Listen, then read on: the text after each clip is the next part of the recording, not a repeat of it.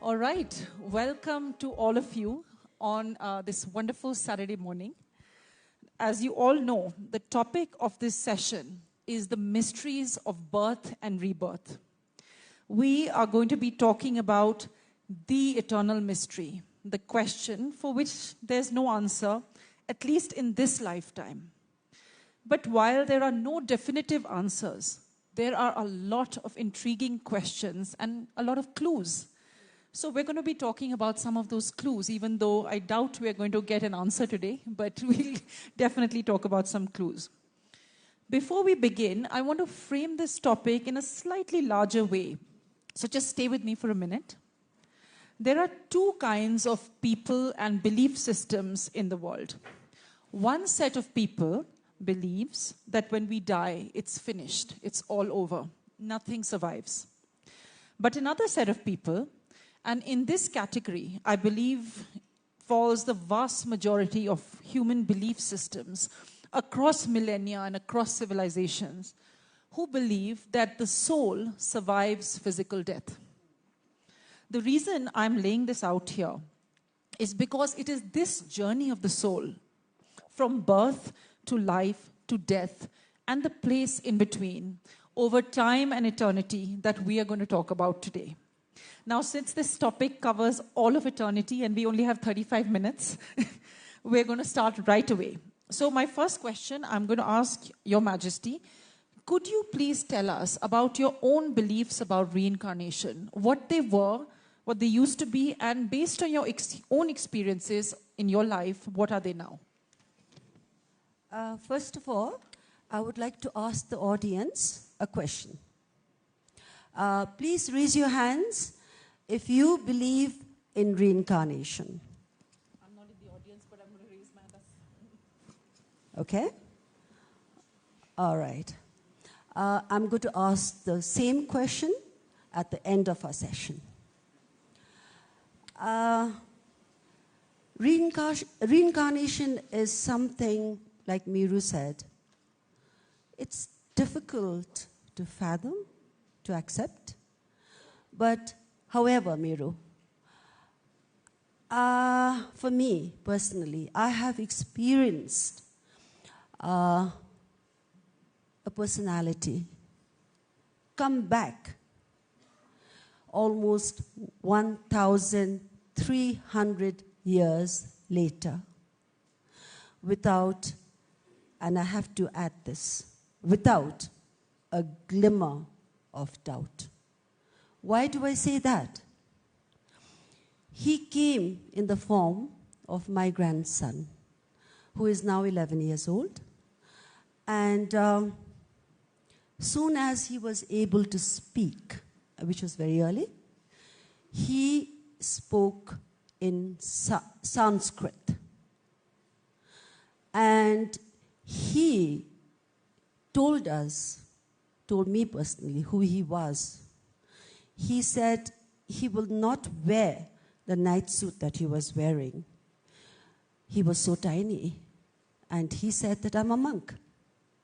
I need to change my clothes into a monk. And Maru, the story goes on, and on, because he said who he was. He said he wanted to go to Nalanda. He said that was where he studied. And we did take him there, Maru. And that's when, at the age of 3, he became a tour guide.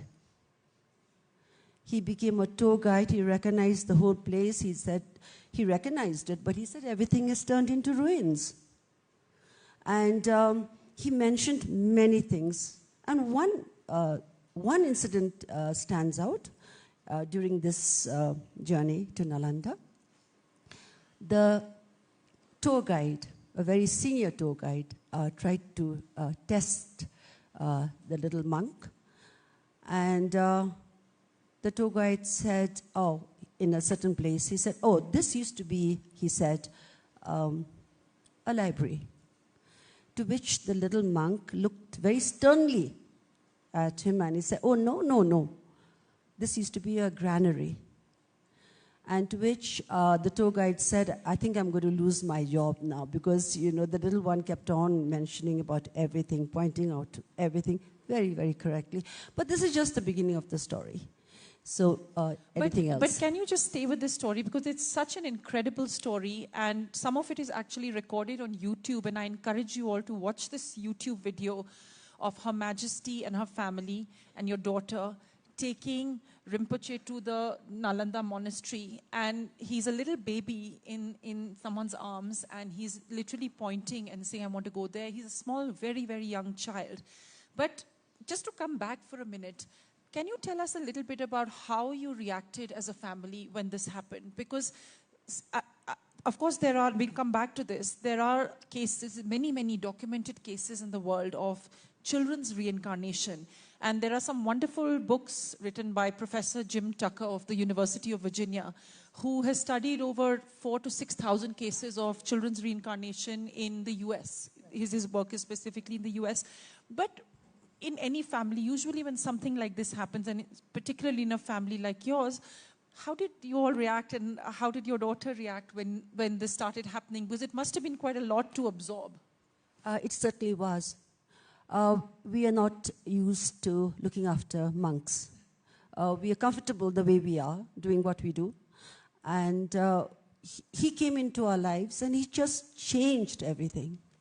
He absolutely changed everything, because of the fact that he gave us no choice.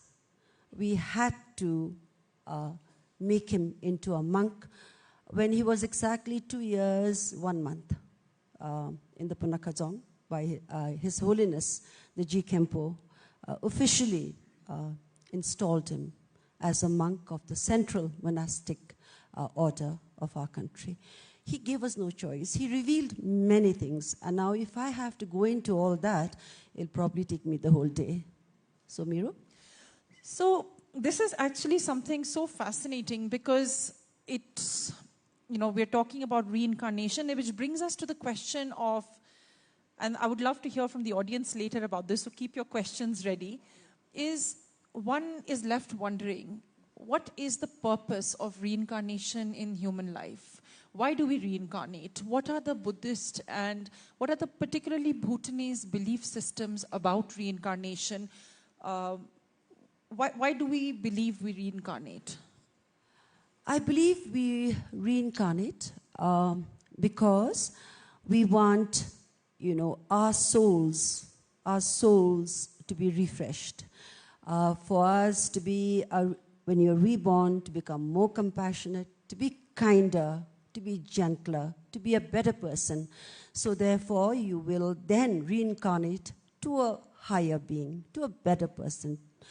So I believe that's the reason. And I have to tell you, Maru, and the audience, you all know that here in Bhutan, death, it's a much after death ceremonies are far more elaborate than those of a wedding or birth anniversaries.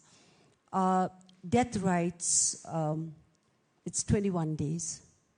It's very elaborate because we believe that it is a time when the soul needs to be reborn to a better place.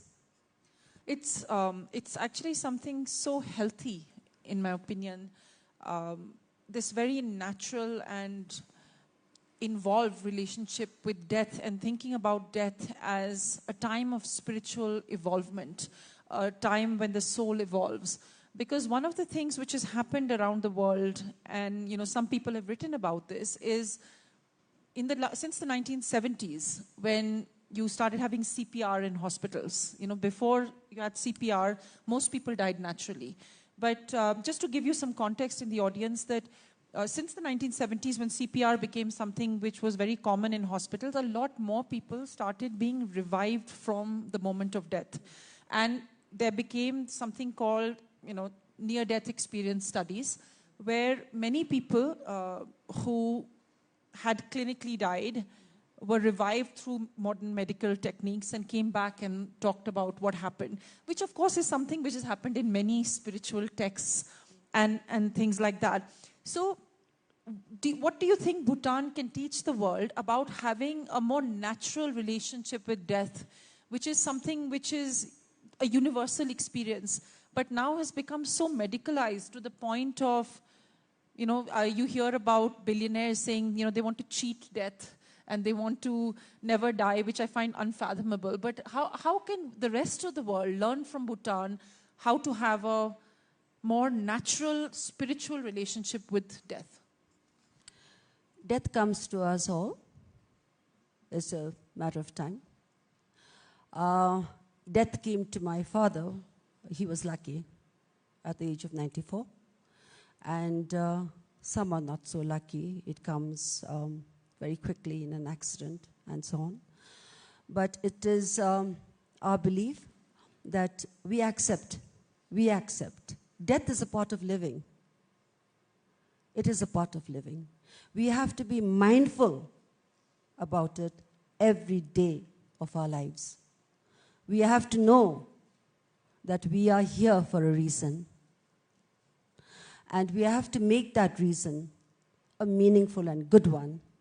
And when we are here on this Mother Earth, we have to leave something good that can be transferred, that can really be transferred. So, Maru, death is acceptance. Death is something that we all must keep in our hearts and our minds every day, as we do, even spiritually. Because it reminds us to be good human beings and to make the best of every waking moment we have in our lives. As they say, memento mori, which is the way of remember death, memento mori. And that's not something morbid, and I hope you'll all take that away from this discussion.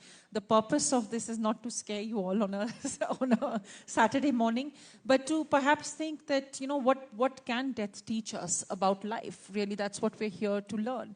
And one of the most intriguing things I've read about reincarnation, and I would love to know your thoughts about this, is there is, of course, life, and there's death, and there's the time you spend on earth. But many spiritual traditions write about, including the Tibetan Buddhist tradition, about a place in between lives, when souls go back. And one of the most beautiful things I read about it was that souls reincarnate in groups, which is a very comforting thought if you think about it, that even everyone, it removes the idea of separation, of death as something which separates people. But this idea of this liminal space between birth, death, and rebirth is something quite special, which I think is a part of Buddhist spiritual tradition. So if you could tell us and the audience a little bit more about that, where the spiritual planning for the life ahead comes. I'm sure the audience would love to know more about that. Well, in my grandson's case, he gained rebirth almost 1,300 years later. He lived in the time of Guru Rinpoche, Guru Padma Sambhava, in the 8th century. Some of us, I've known of many, many incidences when rebirth came very quickly. Maybe, there's a death, and then, a year later, there's a rebirth. So it all depends, like I said, in cleansing of one's karma, and also the time that is taken to cleanse one's karma, and also a reason why there is rebirth, some taking so many years, over 1,000 years, some so quickly. But there is a reason. I can't totally comprehend the reason, but I do believe, especially in my grandson's case, that he has returned to become a teacher, a good teacher, someone that can heal and someone who can empathize and to be compassionate especially concerning the transfer of souls and death. You mentioned compassion, and I think you said somewhere that a belief in reincarnation makes you kinder. And your time, it changes how you spend your time here on earth. So could you tell us a little bit more about that? I believe there's a study where doctors have said that people who believe in reincarnation are actually kinder. And why are they kinder? This is something I asked myself also. Perhaps they're kinder because they have a second chance to come back. A second chance on life, a second chance of being the best version of yourself the time they return. So this is what I believe. No, that's absolutely wonderful. And what has struck me so much about this is you're talking about something quite personal to your family, and thank you for sharing that with the audience. But it's when you talk to more people, you realize so many people have had these experiences, but don't always feel comfortable talking about it because they feel they will be seen as not scientific, or they will deny those experiences, or they will say, you know, they're not real, they're a figment of our imagination.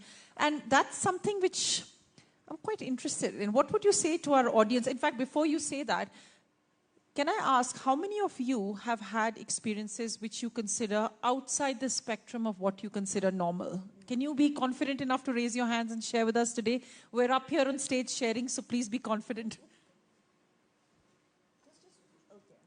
I can. Yeah. All right. Would you encourage, what would you say to people out there who are in the audience, have had such experiences, maybe don't feel comfortable raising their hands, but what would you say to them? Okay. Any of you in the audience have seen ghosts? Please raise your hands. I can say I have. Yeah. It can't just be me and Her Majesty. I don't believe that for one second. Yeah, we have a minister there. Okay. I'm watching you. It can't be just us. Okay, Maru, I do think that the audience feel that Only us. How unlikely is that? The audience will probably think that two cuckoos are in conversation. Sorry, everyone. So, what can we do to convince them? Okay, Maru, let me start. Well, let's start with my story. My story is that, again, if it concerns reincarnation, then I have to talk about my grandson, Virachana Rinpoche. We took him back to Tibet when he was 5 years old. And it was literally retracing the footsteps of Virachana, the original Virachana, who lived, like I said, in the 8th century.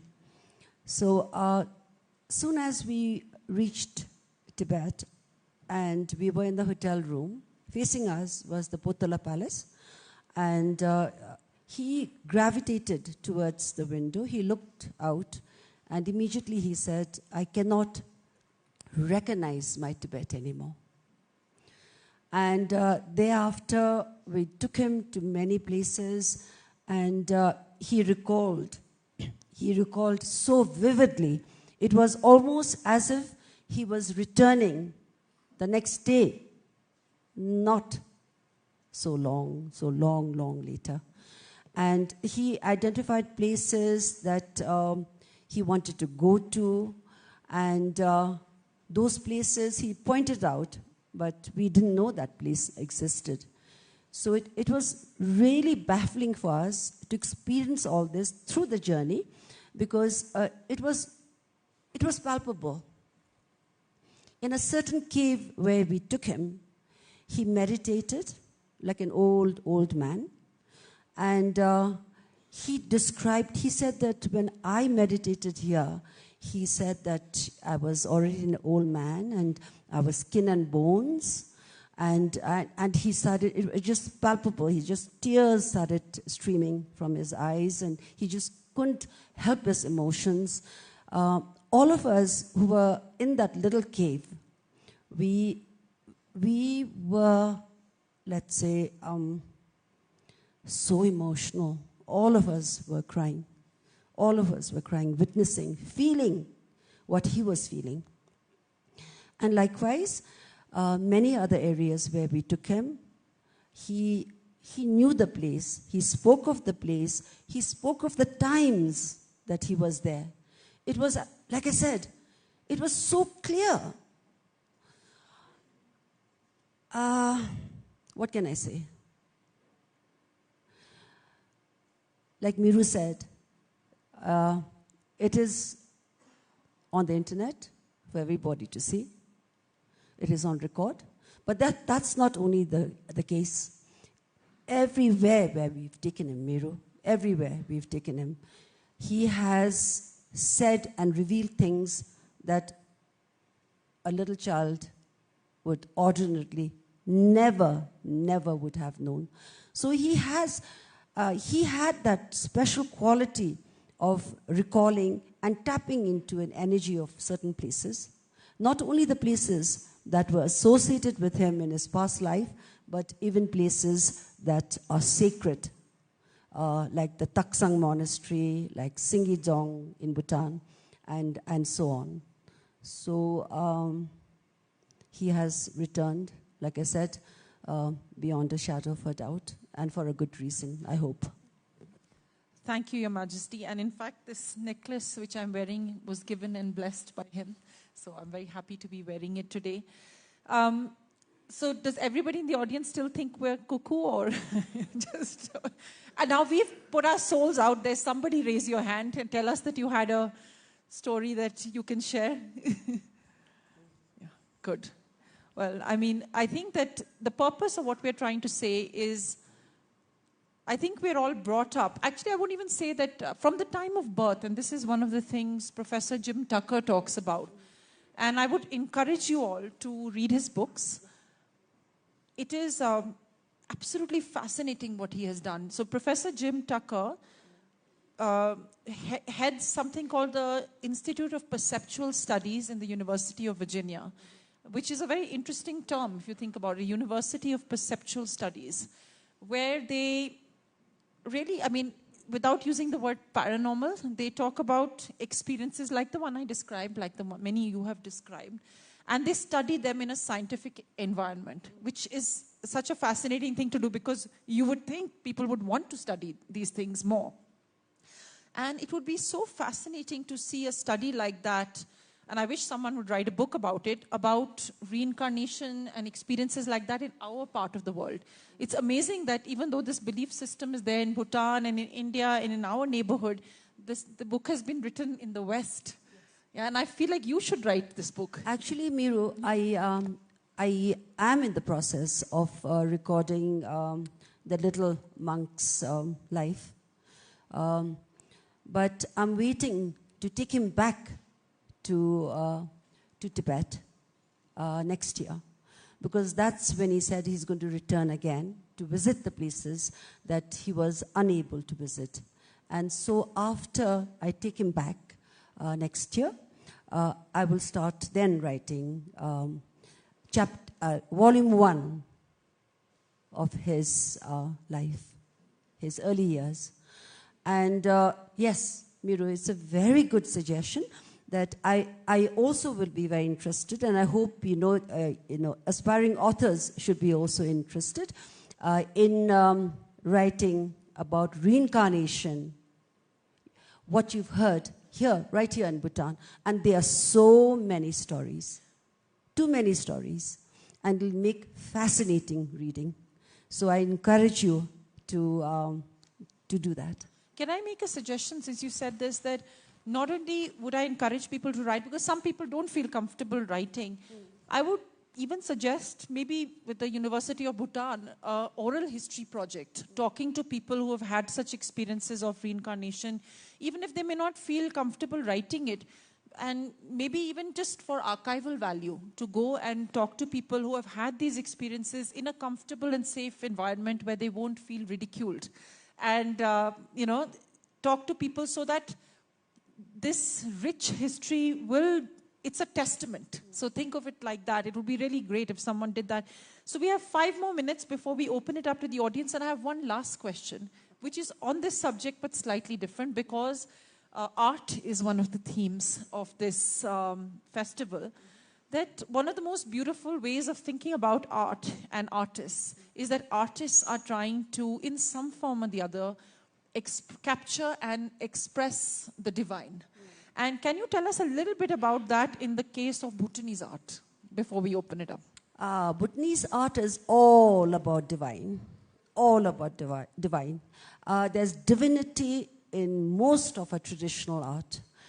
Be it form in right now you saw the father-daughter duo perform a beautiful duet. And in the background was the goddess of music, Yanchima. So there is divinity literally in all of our art. And in the divine, we have to really bow our heads and appreciate everything that is artistic.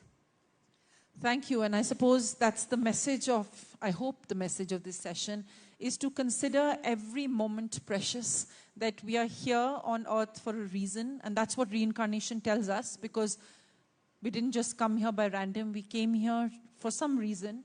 And once you're in touch with that reason, your life on earth becomes so much more valuable. And with that, would you like to make some closing remarks before we open it up to the audience? Yes. I would like to say one thing. How many people have been born before us? Are you asking to reveal our age? No. And how many will come after us? Now, we are here right now on this earth. How many billions are we? How many are there in this room where we are connecting today? It is not a coincidence. It was predetermined. And this is what we have to appreciate each other and our lives, to be happy, to be grateful, and to be mindful every day of our lives, like I said, to make it the best we can. Thank you so much, Your Majesty, for these very inspiring words to live by. And I just hope all of you take some of this energy with you. And now we're going to open it up for questions. Who would like to go first? Okay, this gentleman here first. Can we get a mic? Can you please introduce yourself? And just in general, can we restrict questions rather than statements, please? Thank you so much, Your Majesty. Thank you, Maru dear. Can we get a mic to this gentleman? Yeah. And then we can give it back to you after that. Yeah. Good morning, Majesty. My name is KB Vyas. I have come from Dubai. You said of your grandson, who is reincarnated, and he was in Nalanda University. I have read about it. I know about it. And 1 month before when I came, I asked my guide, can I interview him? Can I meet you? Can I meet any of the person? So he said, no, you can't meet. You cannot meet. But I said, where is he? He said, I do not know where is he, but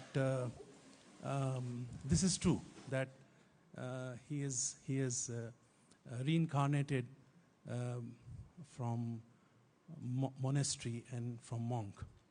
So I want to ask you, can I meet him?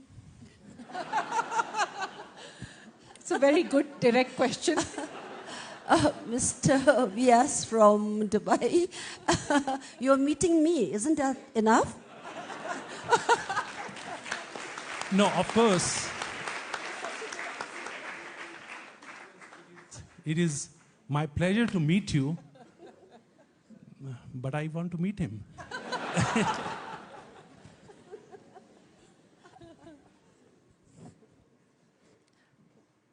Are we going to? I think you've already answered the question. I Yes. have, Okay. All right. Can we, the gentleman in the pink shirt?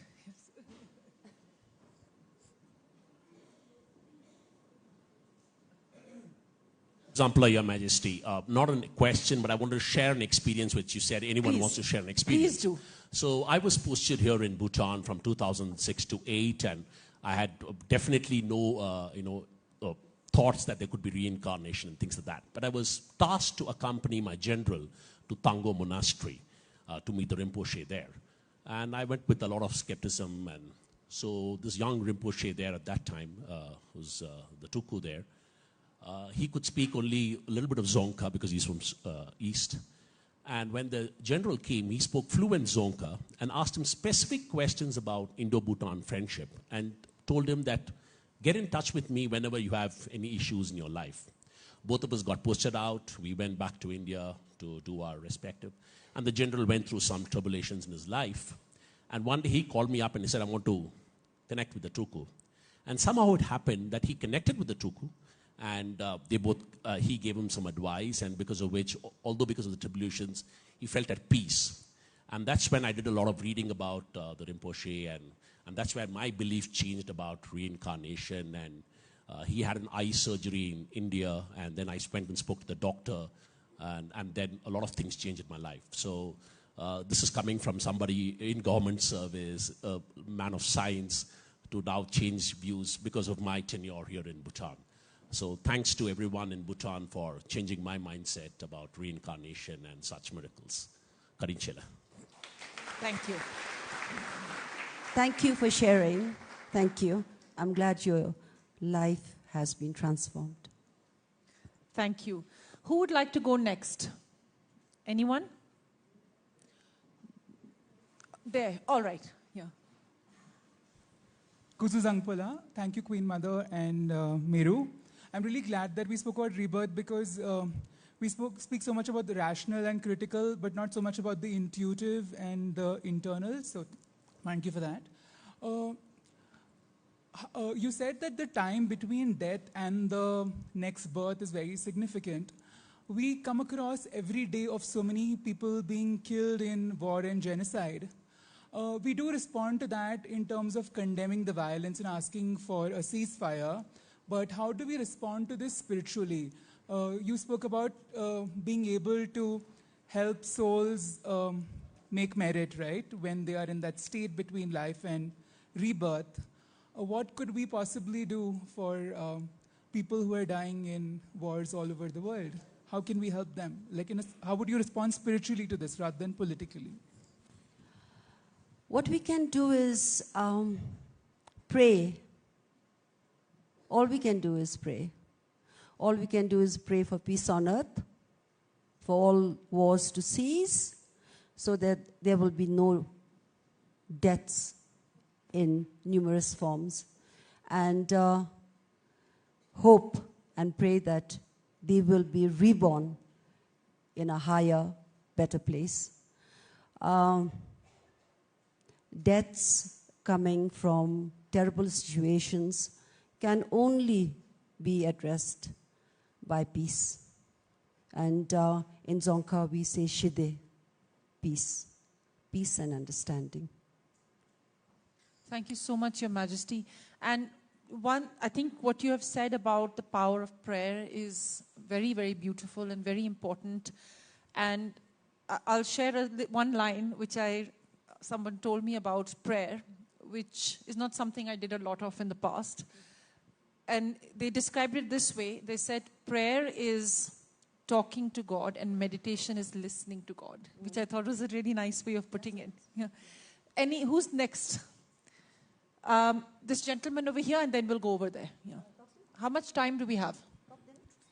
Yes. You have a mic? Go for it. Yes. Please, let's see it.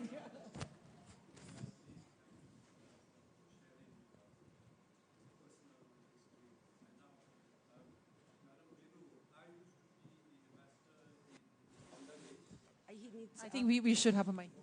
Could you just start from the beginning again, please? Just for the audience. Thank you. Hello, yes. Thank you, Your Majesty. Thank you, Maru, for this riveting talk. I used to be ambassador in Bangladesh and accredited to Sri Lanka. So because of that, I had the privilege of witnessing Vairochana. We went to Colombo and different parts of the holy sites. And I personally witnessed a couple of times where his extraordinary gift. You know, one time we were trying to visit the Bodhi tree, the original Bodhi tree in Sri Lanka.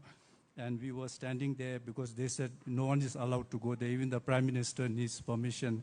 And so we were like quite frazzled and standing nearby. And he was very small, being held by the monk. And he thought we didn't know where the tree was. And he said, by the way, that's the one, you know.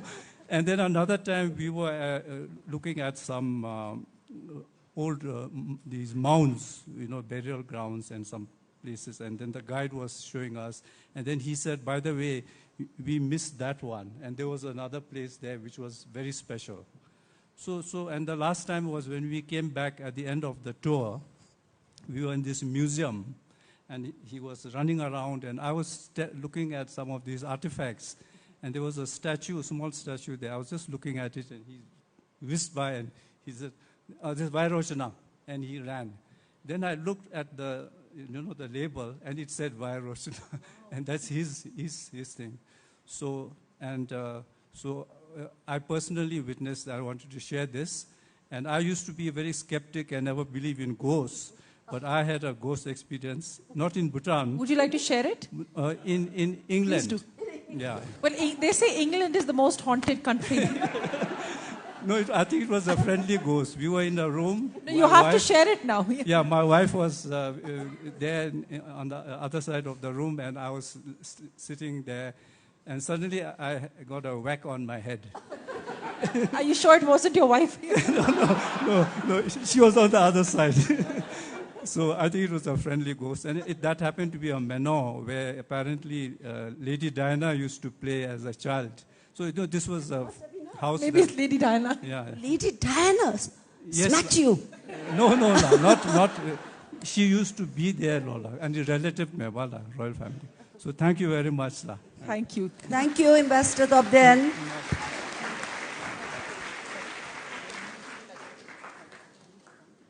How much time do we have? Finish? Yeah. One more question. All right. See, the last, suddenly everybody raises their hands when there's one more question. Your Majesty, I think you should choose who the next question will come from. Sorry, the lady there, the little girl there, young lady. Yes.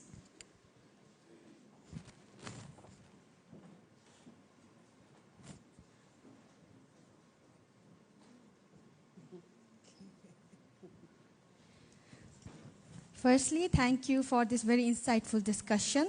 And it was very awakening to hear this on a gloomy Saturday day. Thank you, Your Majesty, for sharing your personal experience. My question is, I believe that reincarnation, death, and everything that shapes our lives comes from the culture, tradition, and religion we belong to. I could personally really connect with this discussion because in Buddhist religion, we have a very strong sense of death and reincarnation. And the question I have in my mind is, like, if a person doesn't have a religion, if they're atheists, how would they react to reincarnation? And I have a question to Maru Gokhale as well, ma'am, that you said you did not believe in reincarnation before a personal incident struck you. So what religion do you belong to? And if your religion had those kind of beliefs, why you did not believe? And why did you have this interest to have a discussion about this topic? Thank you, love. Okay, you go first. No, I think you should. Meru, after you. All right. Pele aap. Okay. But that's a lot of questions, and all of them are good, so I'll just be very brief. To answer your first question, all of the studies which are done in the US universities I talked about show a surprising level of homogeneity between people's experiences irrespective of religion. So all of these studies, many of them in medical environments, and the people who are reporting them are usually doctors, nurses, hospice workers, caregivers, and they are, happening in quite controlled environments most of the time. It doesn't matter which religion you belong to in terms of how likely you are to report the experience. So in that sense, what people were expecting was that your religion determines how you will experience it. But in fact, that is not what happened. What happened was it was very, very similar, all of the experiences. The description is almost identical with everyone of being taken towards the light. It's very, very beautiful. Please read about them. In terms of my religion, I was born and brought up a Hindu. That was be the closest religion for me. My husband was a Catholic. So I don't think that, in the Catholic religion there is any belief in reincarnation. But I would say, think of it this way. Almost all religions, I can think of no religion which does not believe in some form of an afterlife where the soul survives. Whether or not they believe in reincarnation, almost every religion believes in the continuity of life after death. So I would think of it more in those terms. And in terms of why I was skeptical, it wasn't so much that I was skeptical, I just didn't think about it. It was not something which was in my line of vision. I was neither believing nor not believing. But when this and many other things sort of hit me like a frying pan, like I was given a whack on the head like you were, then I had two options. Either I could be a determined skeptic and refuse to believe what I was seeing with my own eyes, or I could open my eyes, and I chose to open my eyes. I'm not saying it's for everyone, but that's what I did. But thank you. And I think Maru answered my question, the question you posed to me too. Because it doesn't matter what religion you belong to, reincarnation can happen to anyone, regardless of religion. So, do we end the... Yes, I think we're going to close this session now with a huge round of applause for Her Majesty.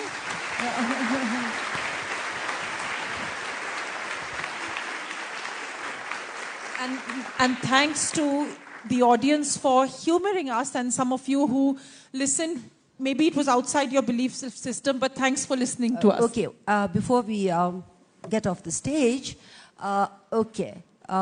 how many of you now believe in reincarnation? Please raise your hands. Voila. I can see some people who hadn't raised their hands now raise their hands. Thank you so much. That's fine. Those who haven't raised their hands, they did now, but some didn't. It doesn't matter. I'll convince you next year.